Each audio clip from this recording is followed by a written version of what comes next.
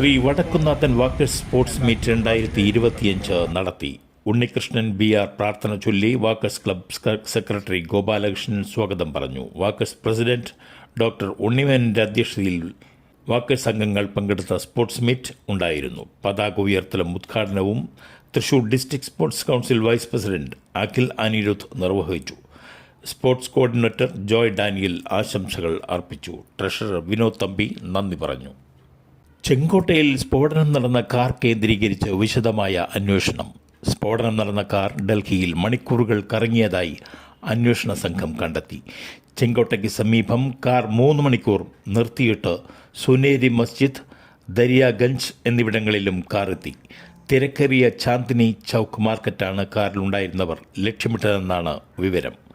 Traffic signal കാരണം car നിർത്തേണ്ടി വന്നതോടെയാണ് മാർക്കറ്റിന് സമീപം കാർ കയറ്റാനുള്ള ശ്രമം പരാജയപ്പെട്ടതെന്നാണ് പോലീസ് പറയുന്നത്.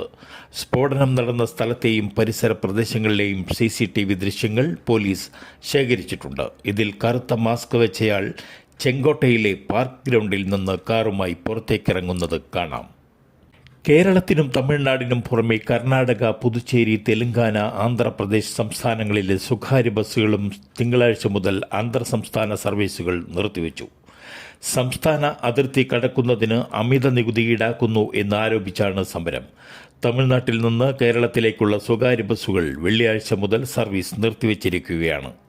കേരളത്തിൽ നിന്ന് മറ്റ് സംസ്ഥാനങ്ങളിലേക്കുള്ള സ്വകാര്യ ബസ്സുകൾ സർവീസ് നടത്തില്ലെന്ന് ഞായറാഴ്ച പ്രഖ്യാപിച്ചിരുന്നു.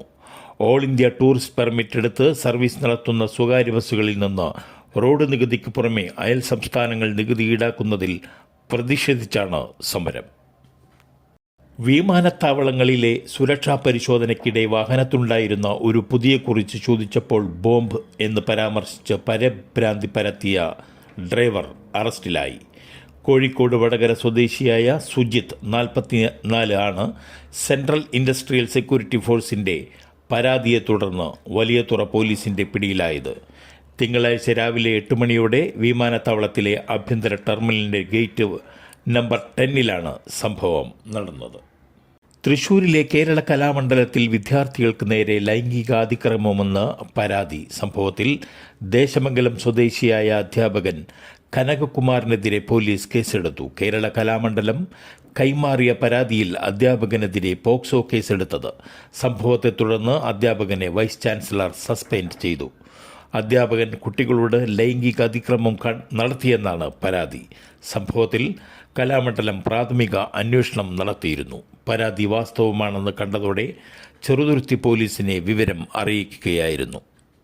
സംസ്ഥാനത്ത് സ്വർണ്ണവില വീണ്ടും കൂടി. 1 പവന് 1800 രൂപ വർദ്ധിച്ച് 92,600 രൂപയായി. ഗ്രാമിന് 225 രൂപ കൂടി 11,575 രൂപയാണ് ഇന്നത്തെ വിപണി വില.